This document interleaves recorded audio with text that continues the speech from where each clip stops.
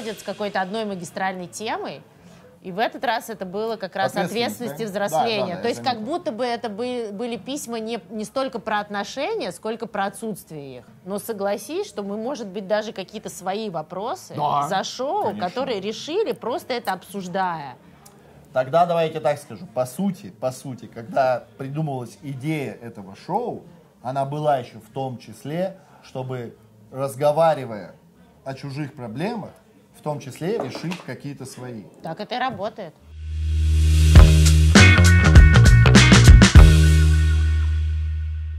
Значит, идея психоанализа, что у нас есть сознательное и бессознательное. Сознательное — это вот где мы сами что-то решаем, понимаем, это примерно выглядит как айсберг, это верхушка 30%, остальные 70% — это наше бессознательное, где находятся наши фантазии, сны и... Мечты. Совершенно верно. Потому что если вы задумаетесь, мы не можем контролировать... Мы не можем контролировать, о чем мы мечтаем, не какие цели мы ставим, о чем мы мечтаем, а что нам снится и какие у нас возникают фантазии. Поэтому, в общем, опираясь на это, мы можем понять, что мы действительно за люди. Это прикольно, потому что когда она мне об этом рассказала, я первое, что у нее спросил, безусловно, типа, а как же сексуальные фантазии? И она сказала, что тоже это бессознательное. Поняли? Ну, если кто-то дрочит на дуб, это бессознательное. Ну да, я попыталась объяснить через то, что, ну да, через мастурбацию, что иногда ты начинаешь о чем-то думать, а потом такой, я реально на это кончил. Ну, то есть, нет, ни у кого такого не было.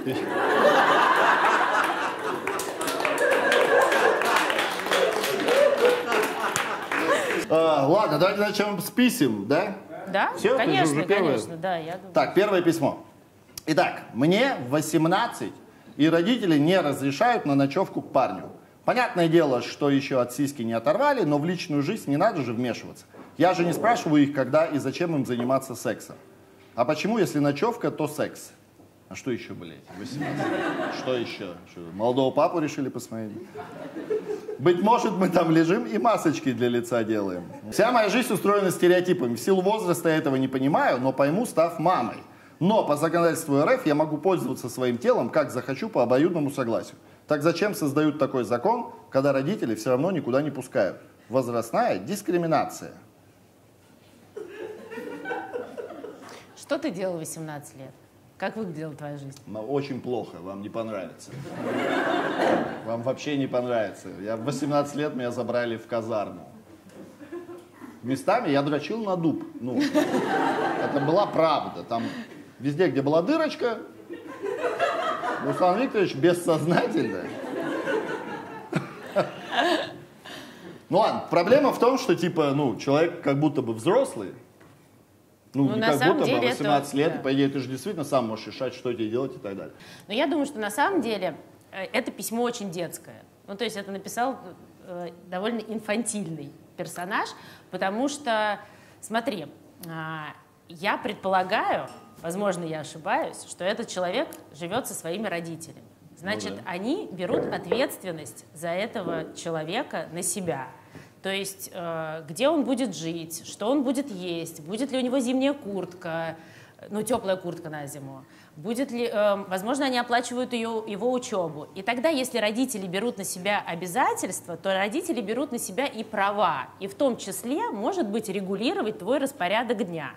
То есть родители могут хотеть, например, ночью спокойно спать, чтобы выспавшимися завтра пойти на работу, и хотеть, чтобы твой ребенок ночевал дома. Или, может быть, они решают, что они не хотят нести ответственность еще за внуков, которые могут появиться. Слушай, ну неважно, а где тот возраст, когда тогда родители такие, ну, теперь плевать на нее?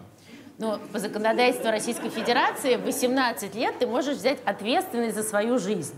Ну, то есть правда в том, что пока ты находишься на полном иждивлении родителей, они будут брать на себя те права, которые считают нужными. Подожди, да, но ты же, вот то же самое ты говоришь 18-летнему там человеку, и он такой, нет! Ну, потому что в смысле, тебе 18 лет, ты хочешь, ну, посмотреть письку противоположного пола. Возможно, как-то ее потрогать, там, я не знаю даже, ну, как-то повзаимодействовать с ней разными способами. И у тебя есть на это полное право. Ну, а то, что у тебя нет зимней куртки, блядь, при чем тут это? Ну, на дворе июнь, она тебе пока и не нужна. Типа. Зимой буду ночевать дома. Но другой момент есть, что я, допустим, из своего опыта могу сказать, мне особо никогда ничего не запрещали. Да? Ну, то есть, потому что там есть вот эта еще подростковая история. А почему обязательно сексом заниматься? Может, мы масочки делаем, знаешь, на ночь не отпустили, можно подумать, мы там не организуем себе что-нибудь днем, знаешь, что типа за глупость. Нет, ну это часто говорят, когда они отпускают на ночевку, говорят, можно подумать, мы не сделаем все, что мы хотим днем. В чем типа смысл, что ночью я должен быть дома, у меня целый день есть. Так очень часто рассуждают, когда не отпускают на ночь. И я считаю, вот, то есть из моего личного опыта всех, кого отпускали на ночь, ну, то есть и вообще не было каких-то ограничений, что ровно в 9, там, ровно в 11 дома, то все как-то поспокойнее. Ну, исходя из своих ощущений, там, тусовались, общались. А у тех, кого были жесткие ограничения, я прям видела, что людям до 9 все надо сделать. Да, чтобы, ну, то есть взять все от жизни. Пока да? не зашло солнце. Понимаешь, да? Ну, то есть, вот когда, мне кажется, слишком жесткие ограничения, то подросток начинает такой, а я вот днем сделал, что я еще не пробовал, кто, давай, в 9 дома буду, довольны, да? Слушай, ну, наверное, там банальная достаточно мысль, но, безусловно, никакими запретами ты не убережешь человека или там своего ребенка в сознательном уже 18-летнем возрасте от того, что он хочет сделать. Ну хорошо, он не сделает это во вторник, сделает через неделю, через месяц и так далее. Тут уже, наверное, по большей части вопрос, как вы там его воспитали, да, наверное. По большому счету, если вы за 18 лет не смогли там своей дочери или там своему сыну внушить, ну, какие-то правильные вещи, отношения правильные, да, имеется в виду, что если там занимаетесь сексом, делайте это с презервативом и хотя бы с красивым человеком, блядь. Ты до сих пор сожалеешь, что тебе это не сказали? Это ни на что бы не повлияло, я думаю, потому что я занимался сексом со всем видом женского пола. В 18 лет это было точно. 18-летние женщины, вы недооцениваете 18-летних парней. Серьезно говорю. Они прям молодцы, понимаете? Они молодцы, я имею в виду. Они подбирают все, что... От чего отказались, понимаете? Не знаю. Все равно... Мне кажется, чем больше ограничений, ну таких банальных, тупых, я имею в виду, без объяснений, да? Да. Ну просто когда нельзя, и все. Почему нельзя? Не важно, нельзя, потому что я так решил. Родители довольно часто говорят, потому что я так сказала. Да, ну, это же странная Но я про позиция. это и говорю, что это скорее вызовет сопротивление, желание типа назло попробовать все до заката солнца. Но есть и другая сторона, когда родители вообще не участвуют, не разговаривают и не ставят какие-то рамки, часто дети им потом говорят, а что же ты мне не сказал, я же был совсем маленький. Ну, то есть это разговор о том, что вот про то, что ты сказал, что там, если вы занимаетесь сексом, то предохраняйтесь, что если ты не хочешь, ты всегда можешь сказать «нет».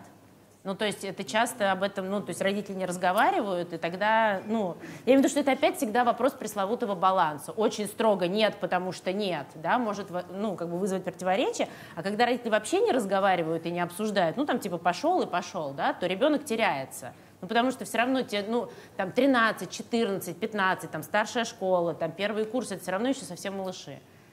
Ну да. Поэтому какие-то все равно ограничения или какие-то разговоры о том, что... У меня когда первый раз случилась полюция, ну, в подростковом возрасте, я, ну, чтобы вы понимали, вообще, ну, не делился ни с кем этим, понимаете? Я просто охуел, что произошло, и потом, спустя время, узнал, что это полюция, поняли? То есть я очень долго, где-то года 2, жил с ощущением, что я не знаю, что случилось. Что из меня просто что-то вышло. Понимаете, приклеила мне трусы, блядь, и... Представляете? Не, на самом деле это же важно, но мне никто об этом не объяснил. Да. Это еще было где-то в деревне в какой-то, меня там оставили что-то на осень. Я просто не думал, а кому? Отца рядом не было, а я, по-моему, и не сказал, потому что он бы мне дал пизды. Ну, как мне казалось, понимаете, Да, я да, не да, знаю. да. Безусловно, наверное, отец как-то бы объяснил, но в силу строгости, я же не знаю, что произошло, понимаете? Может, я тому виной. Я вот про что говорю. Это случилось во сне, а хрена, что я там делал? Это раз, а во-вторых, я еще подумал, кстати, ну, с мужской точки зрения, я помню себе 18 лет, ну, знаете, если даже она у тебя ночует, это же вообще не значит, что секс. Вообще. Родители думают, что так легко все дают, что ли? Ну, у тебя, ты на уровне петинга уже, знаете, ну, блядь, я имею в виду, Дарт Вейдер. Пока ты там куда-то свою письку засунешь вообще, блядь. Еле-еле, блядь. Ну, все что угодно, только не секс, понимаете? Потому что мне мать запретила. Ты такой, блядь, Но у на меня самом деле- уже с твоей матерью было, блядь. Ну вот, кстати, вот этот разговор о том, что там происходит, это как раз есть покушение на сексуальность детскую. В смысле? Если родители начинают выяснять, вы когда остаетесь ночевать, что там происходит, Ага. это уже некое покушение. Потому грубо что, говоря, да. ну, на самом деле, тут, ты можешь потом вообще не хотеть никогда этим заниматься, когда ты становишься таким прозрачным со своим партнером в таком маленьком возрасте. Но это вот про то, что написала, что я же типа не говорю им, когда, что делать. Просто я говорю, что мне кажется, что в этом письме, возможно, да, родители руководствуются другими вещами. Но если родители начинают выяснять такие подробности, то это перебор. Ну, это Ну а прям как эта вся вторжение. история? Мы с матерью подружки можем говорить о чем угодно. Ну, мы Может, она что-то рассказала, и мать такая, ты никуда, блядь, не пойдешь. И мы больше не подружки. Именно поэтому мать должна оставаться матерью, а дочь должна оставаться дочерью. Потому что если ты становишься подружкой своей дочери, то ты и лишаешь ее матери. Ну, прикольно, нифига себе. А потом я не знаю, мне кажется, тут все сидящие в зале знают, что это самая коварная ловушка. Расскажи мне как другу, а потом ты никуда не пойдешь. Они всегда так делают, согласитесь. На своем опыте есть какой-нибудь совет? Ну вот на своем опыте, мне Я не могу сказать, я-то Слушай, мальчик когда был, мне да. было 18 лет, да, у меня это был уже второй курс института, потому что я поступила в 17-18 с лишним лет, второй курс. Я жила уже с парнем в квартире моих родителей. Он на деньги своих родителей, я на деньги своих родителей, и мы вместе. И наша вся независимость и взрослость множилась на ноль ровно в тот момент, когда мама мне говорила: Оль, карту кредитную на стол положи. И я такая: ну, надо было хотя бы рублей 10 на метро снять, что ли, до этого. У тебя 18 лет была кредитная карта? Охуеть вообще. Но я имею в виду, что Я 18 даже... лет все еще деньги на улице находил, радовался. Короче, вывод этого письма, если хотите решать, где вы ночуете и когда, вы можете это делать только, когда вы независимы.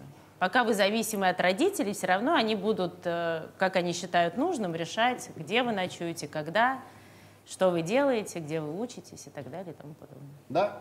Тогда, короче, всю школу копите на булочках.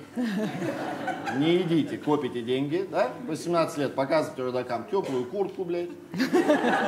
Что ты там еще перечислила? Все остальное говорите, я...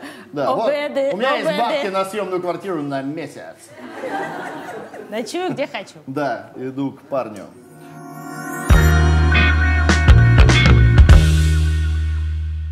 Так, второе письмо. Добрый день. Хочу рассказать свои переживания. Возможно, я буду такая не одна. Всю свою сознательную жизнь я работаю. Первая моя работа была в 17 лет, промоутером пиццы. С тех пор работ было много, друзья даже, смеясь, называли меня а-ля Ди Каприо из фильма «Поймай меня, если сможешь». Потому как каждая последующая профессия кардинально отличалась от предыдущей. Ну, чтобы вы понимали, на втором курсе я работала в банке, на третьем крупье в покер-клубе. Но все эти качели бы до тех пор, пока я не попала в диджитал. Диджитал это что такое? Для меня это интернет. Интернет, Пока я не СММ, попала в диджитал интернет, платформа. матрица Это то, куда началась. ты пытаешься сейчас. Когда я только...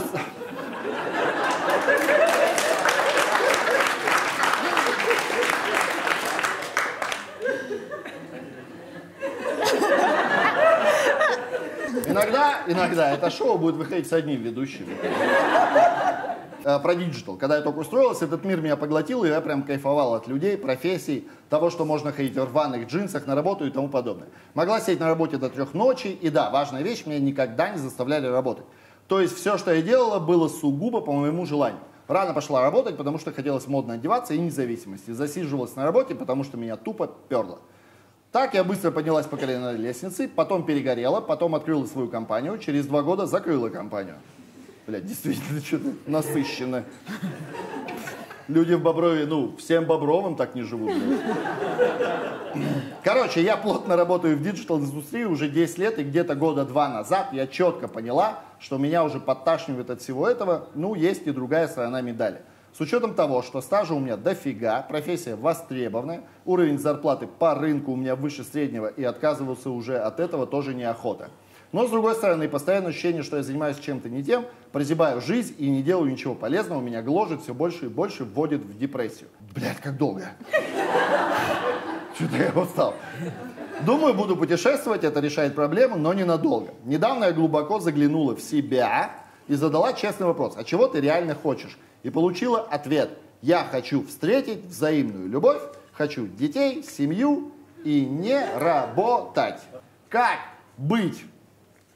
О, как минимум начать, покороче излагать мысли.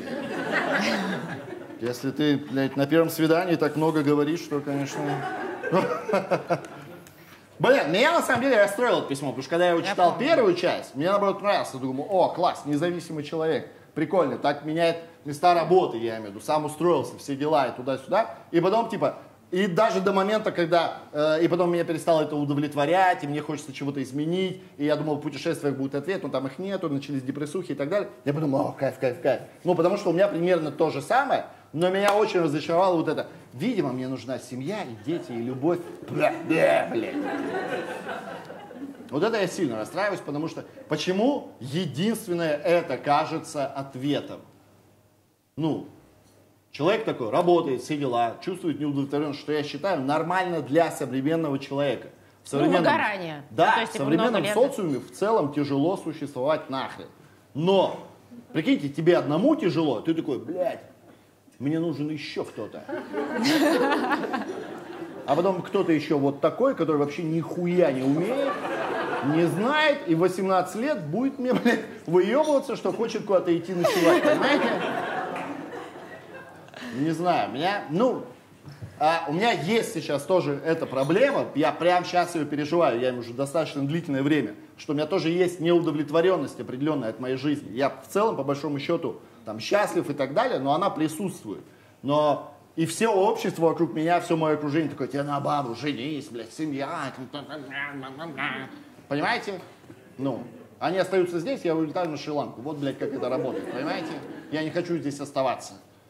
Ну, я имею в виду, для меня, безусловно, семья, дети, это все прекрасно. Я уверен, это здорово, замечательно. Но это разве панацея?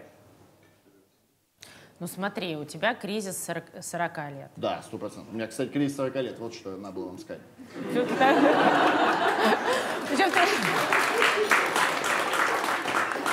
Ты так говоришь, как будто все записать должны.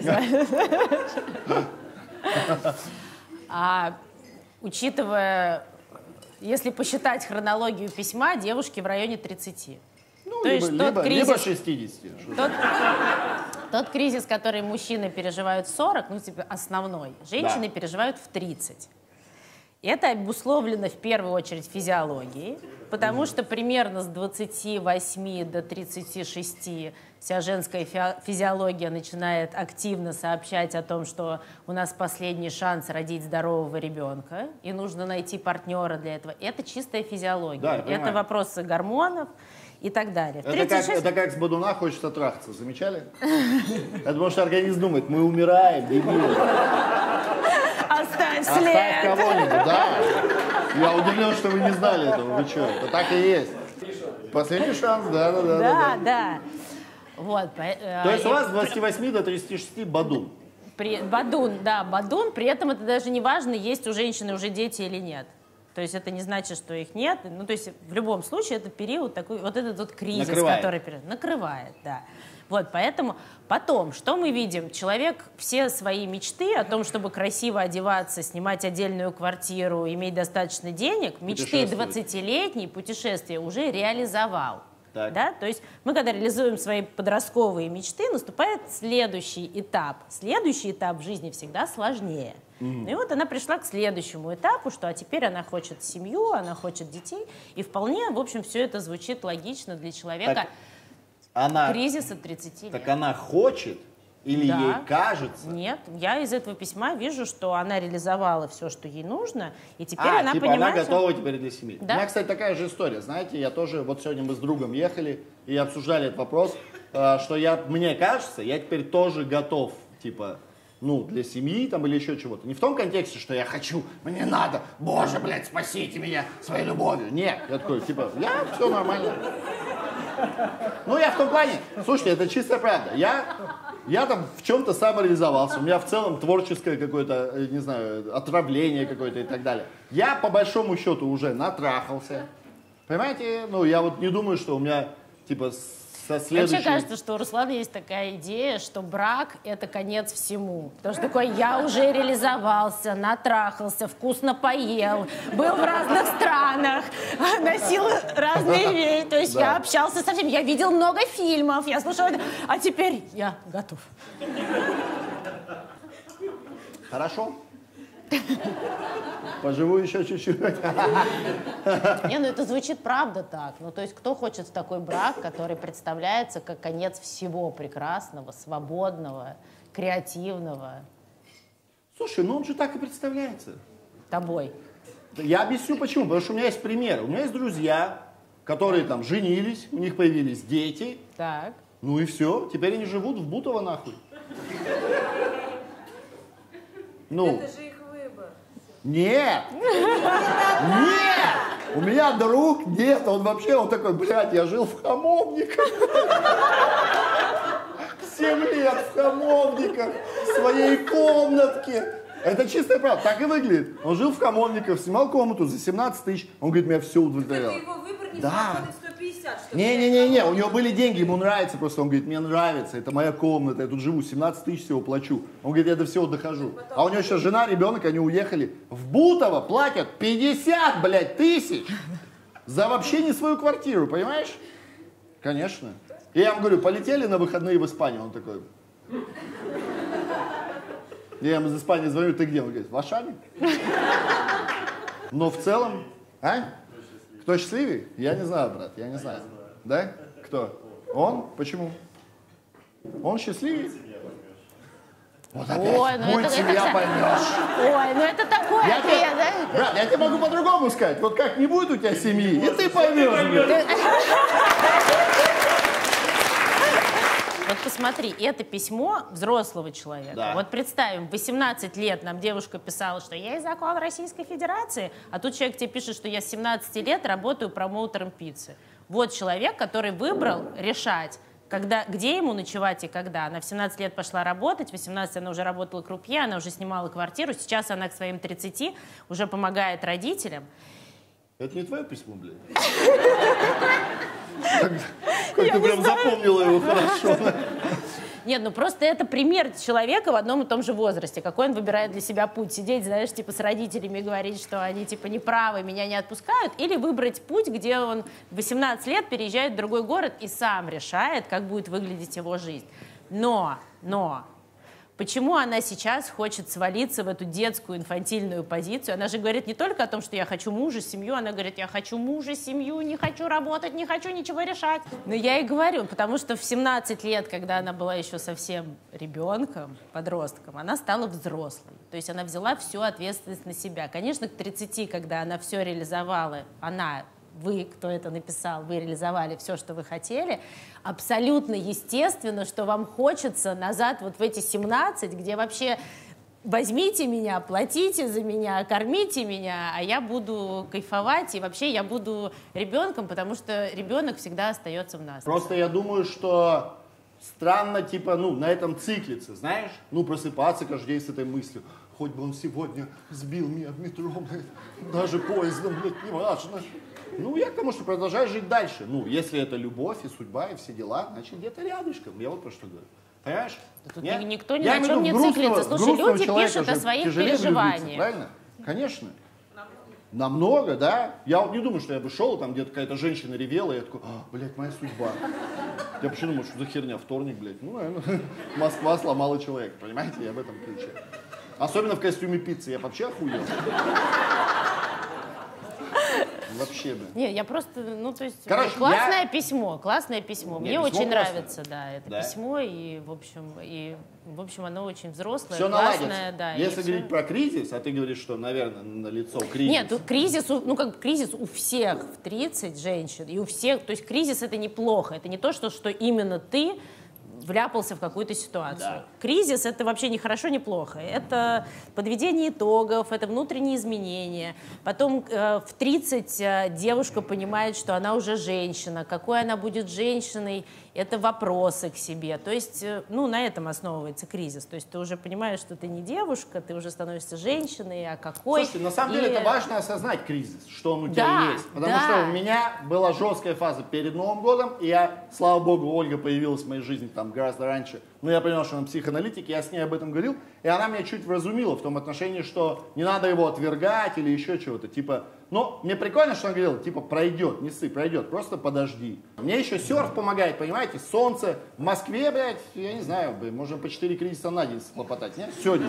Не, ну, вообще... Сегодня то солнце, то дождь, блядь, какой-то гром, блядь, и такой, твою мать, блядь. Это коронавирус, блядь, что происходит? Он так выглядит, блядь. Слушай, ну ты очень важную вещь говоришь, это касается не только кризисов, вот это вот понимание того, что это пройдет. Потому что иногда мы попадаем в такие состояния или переживания, что нам кажется, что это будет длиться вечно, и теперь вот так вот будет выглядеть твоя жизнь. Но с кризисами точно нужно понимать, что в 40, да, что в 30, ты просто немножко нужно подождать. И, ну, это как с похмельем, я не знаю, это же пройдет, правда? Пройдет, нет, стопудово. Но мне было очень тяжело, но прошло. Поэтому, родная... Но я бы точно как бы не ставил себе это задачей, просто продолжай так же там, жить своей жизнью. Хочешь поменять в очередной раз свою профессию, меняй. Съезди, на самом отдохнуть. деле... Главное, не ищи его. Мне вот кажется, знаете, мне все время не нравится, когда говорят, ищи. Ну, бля, а вот эта девочка, а вот это, блядь, посмотри, а вот эта тетя, блядь, а вот этот манекен, блядь, давай. Мне, мать, уже давай, я тебе, блядь, в Казани найду кого-нибудь. Я думаю, мать, кого ты мне найдешь, тебе 60 лет, блядь, кого ты знаешь? Не, ну не знаю. Я имею в виду вот это напрягает. Я имею в виду, все люди открыты, безусловно, никто не хочет жить один. Я в том числе, хоть и декларирую, что мне хорошо. Но мне надоедает вот это постоянное найди. Но это письмо... Самое забавное, когда человек говорит найди. Хуяк потом развелся, блядь. Тут меня вообще убивает всегда, блядь. И потом такой, не женись вообще, блядь. Их как подменяю, блядь. Когда есть искреннее желание, а мне кажется, оно абсолютно искреннее и созревшее у девушки из этого письма, то, в общем, не надо зацикливаться, и все сложится. И скачай Тиндер.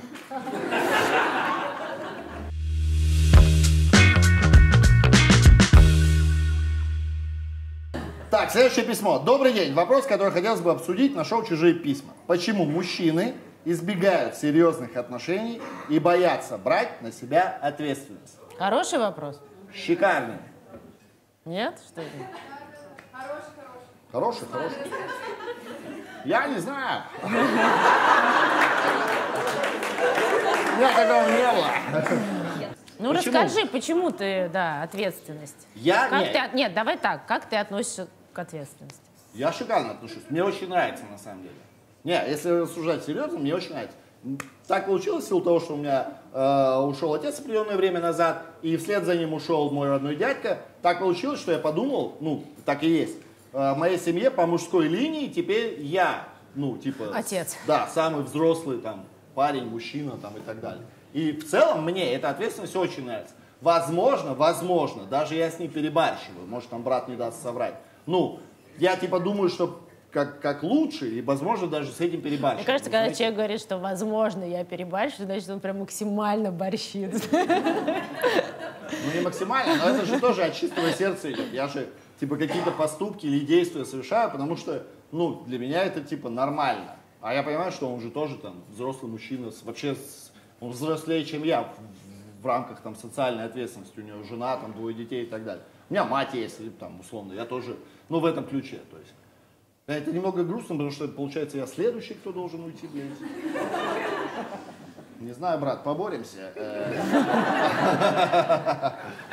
Вот, поэтому я к ответственности шикарно отношусь. Мне она более того нравится. Это от отца, наверное, у нас, потому что у нас отец был очень такой, знаешь, ему прям нравилось все решать, все контролировать, блядь, какие-то, знаете, крутить всех за веревочки и так далее. В хорошем смысле он, безусловно, не контролировал мою жизнь, но так или иначе все решал. Поэтому я и в отношении даже будущей семьи, мне наоборот нравится, потому что мне кажется, что я, перебесился, это что я имел в виду? Я перебесился нагулялся и так далее. Мне хочется уже быть ответственным, мне это прикольно, понимаете? Типа, чтобы там посмотреть, чтобы все были сытые, одетые, обутые, блядь, наученные, я не знаю, там, на спорт ходили. А? Зимняя куртка. Зимняя куртка, да. Да. Рюкзак куплю. Ну, то есть, мне ответственность нравится, я не боюсь ее брать. Но, если говорить в отношении женщин, которые, наверное, мне могут предъявлять, что вот ты боишься серьезных отношений, нет. Я просто думаю, что ты не та женщина, ну, то есть это не про ответственность. С которой, да, я хочу пойти дальше, да, безусловно. Я имею в виду, у меня критерии, безусловно, очень сложные. Более того, я хочу себе женщину, мы, опять же, с легкостью рассуждали, я хочу себе женщину, которая во многом даже там сильнее меня, понимаете? В этом ключе, то есть. Ну, в ряде аспектов. Не, есть такие мужики, которые такие, ты должна быть, блядь, вон там угол, блядь, сиди. Все, на тебе, блядь, золото, бриллианты там и так далее. Нет, я наоборот, мне нужна какая-то целеустремленная в этом же вопросе, местами образованнее, чем я там и так далее. Так что я ответственности не боюсь, просто я еще не встретил.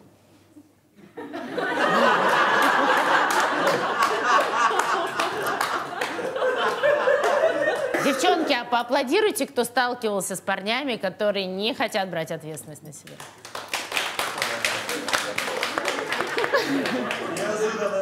Я сталкивался с женщинами, которые не хотят брать ответственность. Слушай, ну по сути взрослого человека от ребенка внутрипсихически отличает только возможность брать ответственность на себя. Больше ничего. То есть в тот момент, когда человек готов брать на себя ответственность, он становится взрослым. Это и референс к нашим первым письмам про 18 и 17. Кто-то взял на себя ответственность, стал взрослым, кто-то не берет на себя ответственность. Законы Российской Федерации. Да, ты взял на себя ответственность, и вот тебе 40. Вот. Но вообще это большая проблема. Есть люди, которые очень боятся ответственности. Это не вопрос взросления. Они готовы брать ответственность на себя вот прям до самого конца и никогда. Это касается и мужчин, и женщин. Это касается и мужчин, и женщин. Потому что, ну то есть глобально ребенок до 7 лет не способен брать на себя никакую ответственность. Так устроена психика. Но есть родители, которые возлагают на ребенка ответственность еще до его 1 класса. Например, ответственность за то, что у него было убрано в комнате. Или если у там, 5-летнего ребенка есть младший брат или сестра, и его могут с ним оставить там, типа, на пару часов дома, да? То есть тебе самому 5, а тебе говорят, ты еще за этим, который 2, последи. Это я бесился всегда. Да. И это прям глобально, это прям травма. Вот если говорить про травму развития, если в 5 тебя оставляли с 2-летним, это прям травма, потому что это ответственность, то есть мало того, что на тебя возлагают ответственность, которая не под силам твоей психики, ты еще головой отвечаешь за того, который вообще там где-то ползает, то есть ты не знаешь, что с этим делать. В чем там проблема? Сейчас я договорю. То, что или родители просто такие, вот он у нас такой самостоятельный, он игрушки сам собирает, он сам там это делает, то есть, ну, кичаться тем, что ребенок уже самостоятельный. Но в чем проблема? В том, что ребенок такой понял, я самостоятельный, я собираю игрушки, я еще типа с мелким могу посидеть. Но когда он самостоятельно, без спросу выходит во двор на качелях качаться, он получает от отца полду сразу. Так. И это называется двойной сигнал. То есть, с одной стороны, на ребенка взваливают ту ответственность, которая ему не под силам, да, и говорят о том, что вот ты должен это делать, а с другой стороны, ему за проявление его инициативы, да, его очень жестко ругают, да, ну, например, потому что напугались, его нет дома, ну, то есть родители очень иногда жестко ругают, когда пугаются.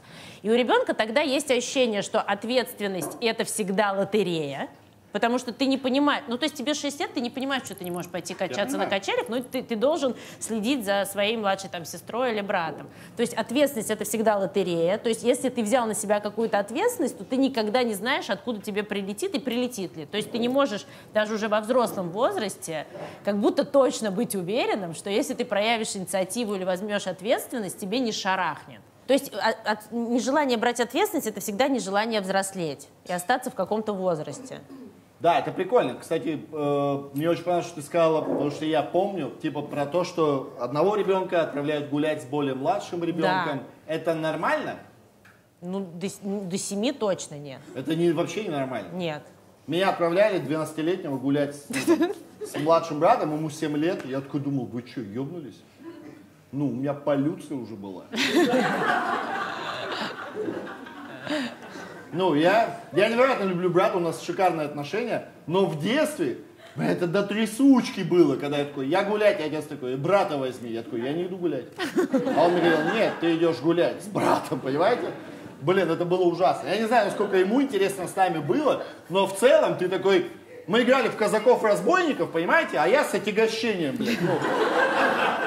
Не, ну это правда в том, что это несоизмерная ответственность. Мне кажется, как будто бы может, не знаю, в современном мире перестать это делать. Ну, я имею в виду отправлять там взрослого, ну, более взрослого ребенка с более младшим гулять.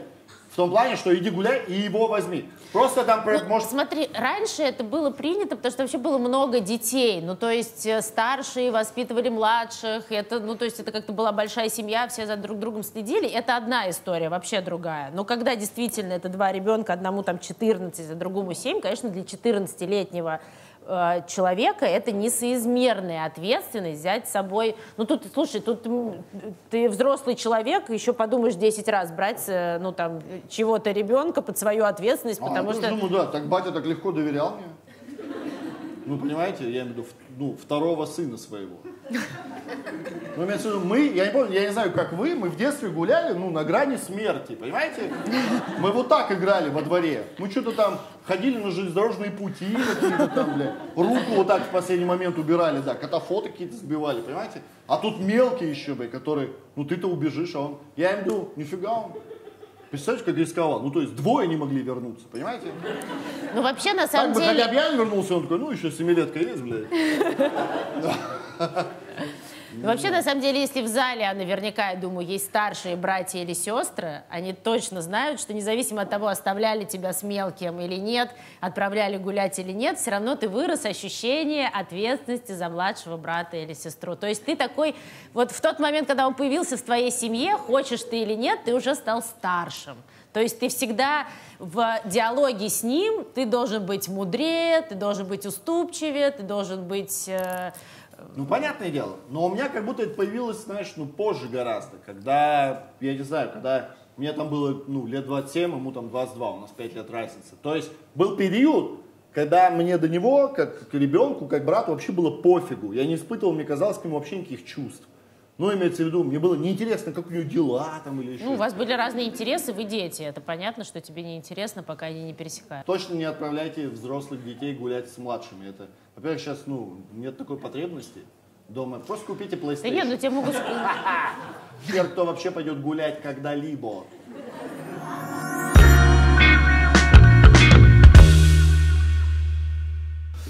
Так, давайте крайнее письмо. Добрый вечер. Мы пара, живем в мире и согласии.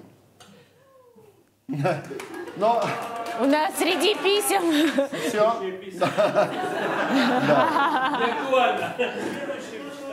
Мы пара, живем в мире и согласии до тех пор, пока мне не захочется провести время с друзьями.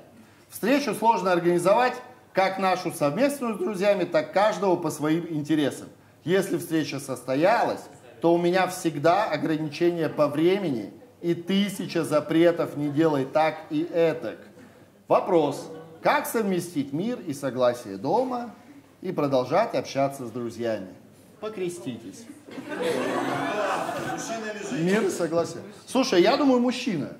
Потому что я, когда прочитал это письмо, я, ладно, расскажу о своей слабости, но я с ужасом, я Ольге это говорил, я с ужасом вспомнил момент, мне было лет 27, у меня были отношения с девушкой, и я... Ну, мне еще легко говорить, потому что, типа, ну, я не знаю, как, я с ужасом вспоминал, что я, это чистая правда, у нее куда-то отпрашивался, ну, встречаться с друзьями. Я сейчас себя того, блядь, я бы, не знаю, я бы застрелил бы, наверное. Это, я такой, типа, а можно я пойду? А мы собираемся, блядь. Я во сколько приехал? Ну, чуть ли не так было, это кошмар. Я, типа, такой, ну, в 10 там, или... Я не знаю, почему это было. Я сейчас вообще другой, вообще. Я думаю, я там, где я являюсь, потому что вот эта психологическая травма меня гнала, блядь, такой метлой, понимаете, вообще. Может, я поэтому и не женюсь, и никого себе не дохожу, потому что, знаешь, боюсь, что ты туда. Я такой, нет. А во сколько вернешься? Нет! Да. Люди встречаются, да, у них появляется какое-то ощущение, что они могут что-то классное делать вместе, да, это как бы первый матч, который происходит на бессознательном. Такой, ой, пока не знаю что, но вот что-то мы можем придумать классное, да. Возможно, у людей возникают любовные отношения, да, и есть идея такая, что вот они влюбились и жили долго и счастливо, пока там смерть не разлучила их, что любовь — это какая-то прекрасная страна, и вообще вот если есть настоящая любовь, то это счастье. Но правда в том, что когда приходят настоящие чувства, настоящая любовь, приходит вместе с ней страх потерять партнера. И это то, к чему нас не готовили. Ну, то есть это очень-очень, ну, такое, как это... двойственное чувство. То есть, с одной стороны, ты очень рад, что ты встретил кого-то, с кем тебе так круто, но в этот момент ты чувствуешь, что если меня сейчас оставят, мне кранты. И вот в этот момент люди, ну, как бы влюбленные, да, начинают это испытывать. Причем это могут испытывать, ты говоришь, вы же взрослыми вступили, это независимо от возраста, да, то есть эта фантазия возникает, она может даже возникнуть, знаешь, там, человек просто ушел, там, я не знаю, за продуктами, и ты такой, а вдруг он никогда не вернется теперь. Ну, ты как бы головой понимаешь, что нет, он сейчас, типа, вернется, но при этом у тебя есть внутренний страх, что вот оно, наконец, а вдруг меня сейчас оставят. Да? Я бы не хотел себе такую женщину, блядь. Ну, прикинь, блядь, ты за сигаретами пошел, и она такая, блядь, какая-то Анна Каренина. Нет, ты домой приходишь, у нее головы нахуй но нет. Но это на самом деле и касается... Посмертная записка, типа, блядь. Это касается и мужчин, и женщин. Мужчины тоже люди, они тоже испытывают страх, что их оставят. Ревнивых вообще до сраки, слушай. Нет, страх, что их оставят. Ну, то есть, когда у тебя есть что-то классное, ты не хочешь это терять, независимо ни от чего. Страх есть и у тех, и других. Дальше, то, что мы говорим с тобой про возраст, это вопрос не возраста, а осознанности. Если в этот момент ты понимаешь, что с тобой происходит примерно, тебе не обязательно быть для этого психоаналитиком. Ты просто, типа, понимаешь свои чувства, ты понимаешь, что я так влюблен, что я очень боюсь этого лишиться. И, наверное, а если ты не понимаешь, а таких людей большинство, которые не дифференцируют свои чувства, то ты просто начинаешь злиться. И тогда ты этот свой невроз начинаешь реализовывать, ну, то есть у невроза есть защита. И вот эта вот защита — это ограничение, куда ты пошел, когда ты вернешься. То есть тебе человек через это транслирует о том, что мне трындец как страшно, что ты уйдешь и не вернешься. Поэтому скажи хотя бы, во сколько примерно тебя ждать. Из магазина? Со встречи с друзьями. Понимаешь, о чем я говорю? Да, но это тут же у другого человека, вот у меня конкретно, начинает вырабатывать токсичное отвержение того, да. Ты начинаешь беситься. Да. Ну, блядь, так всю жизнь, что ли, будет? Да, у тебя нахрен, я ухожу. Да. Я такая, скажи, во сколько вернешься? Все так. Не, я имею в виду, это, наверное, в обратную сторону работает, там, женщины с мужиком и так далее. Ну, короче, я не знаю, еще раз, мне кажется, опять же, вот я раньше, там, по молодости был очень ревнивым типом, опять же, транслирую вам, почему мне кажется, что я готов там, к семейным отношениям и так далее, потому что мне кажется, что я в этом плане успокоился.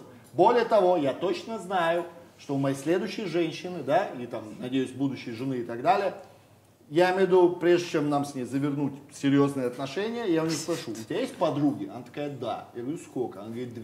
Я говорю, пока не заведешь себе еще 15, потому что у женщины, ну, я как мужчина еще рассуждаю, у женщины должны быть подруги. Не должно быть вот этой херни, блядь, нам так хорошо вдвоем. Нет, блядь, иди еще куда-то, где тебе с кем-то хорошо. Потому что мне иногда хорошо без тебя. Понимаете? Да, я готова. Я вообще, наоборот, думаю, как можно кого-то куда-то не отпускать? Наоборот, надо выгонять из дома. Говорит, ты что, дебил? Иди, блядь, с кем-то пообщайся, господи, блядь. С кем-то даже, может быть, чуть получше тебя, может, он тебя натолкнет какие-то мысли, понимаете? Иди соверши что-то, где у тебя возникнет чувство вины, и ты следующие пару лет проведешь адекватно, блядь, понимаете? Я хочу посмотреть на это на практике. Я обожаю таких теоретиков, знаешь. Вот теперь я решил, что это будет выглядеть вот так. Иди, сходи туда, у тебя возникнет чувство вины, и приходи, чтобы все красиво было. Это же все понимают. Но я точно для себя... Каждые шутки, Руслан. Да, безусловно. Но я точно для себя придумал, что я теперь не буду притворяться в начале отношений. Ну, знаете, не быть вот этим человеком, который чуть лучше, чем ты есть на самом деле. Так и есть, мы сами попадаем в эту ловушку. Ты такой лучше, лучше, лучше, потом, когда все устаканилось, ты такой, можно расслабиться, и все, и начинаются эти претензии. Ты изменился, ты не изменился, ты откатился, ну, к базовому себе, понимаете? И она то же самое с женщиной. Когда ты такой, а что происходит, блядь, ты там краситься вообще собираешься, блядь? Нет, это плохой пример, ладно. Но это про вот эти вот, когда ожидания. выходные мы проведем с тобой вместе. Все выходные там и так далее. Ну, у меня тоже, я имею в виду, в юмористическом ключе. Мне кажется, иногда даже отдыхать надо порознь ездить. Нет? Да. Нет, ну смотри, это вопрос... Это же раз в год, блядь. А как мы должны провести вместе? У меня есть аргумент, типа, ну, если все будет хорошо, мы с тобой на всю жизнь вместе. Понимаете? Ну, типа, мы не видимся. Мы с тобой будем видеться больше, чем с кем бы то ни было. Ну, да, я еще с кем-то, блядь, увижусь. В отпуске. Ну, не знаю. Тонкая грань. Я, может, бессапожник без сапог, хер его знает. Может, у меня вообще ошейник, блядь, будет, правильно? Да. Заставить квартиру на первом этаже купить, потому что магазин рядом. Чтобы видно было. Да. Нет, ну ты говоришь, с мужской стороны это как выглядит, когда мужчины начинают просить уйти с работы, ограничивают общение с подругами. Это тоже сплошь и рядом. Это тоже про страх того, что человека можно потерять. Как будто бы, если он уходит к какому-то другому, неважно какого пола, он может оказаться интересней, привлекательней, и тогда он потеряет свой объект вожделения. Ну так, блин, слушай, ну даже если есть такой страх, имеется в виду, если это произойдет, это же неизбежно. Смотрите, например, я говорю про мужика, например, да, который живет с женщиной. И женщина, не знаю, боится его все время потерять. Ну типа, а вдруг он найдет кого-то лучше и так далее, и так далее. Ну так если это произойдет, ты с этим ничего не сделаешь. Ну, вне зависимости от того, будет он дома сидеть или еще чего-то. Более того, это точно произойдет, потому что когда кто-то чего-то очень сильно боится, он находится все время в напряжении и в ожидании, и тогда он сам своими действиями подтолкнет, чтобы это случилось, чтобы уже выдохнуть и сказать, ну я же говорила. Да, энергетически, энергетически вы привлечете эту женщину, понимаете? Она где-то такая идет, давай блядь, вот без красивая, этих энергетических, и ее энергетически начинает какой-то, блядь, в сторону Бутовых, блядь. Но мне так кажется, я имею в виду, что нельзя ты боишься, что он найдет кого-то лучше. Ну, от того, что ты контролируешь или не контролируешь человека, мне кажется, это вообще никак на это не влияет. Я с тобой полностью согласна, это вопрос логики, да? Но у тебя еще есть 70% неосознаваемого. Это твой блядский айсберг.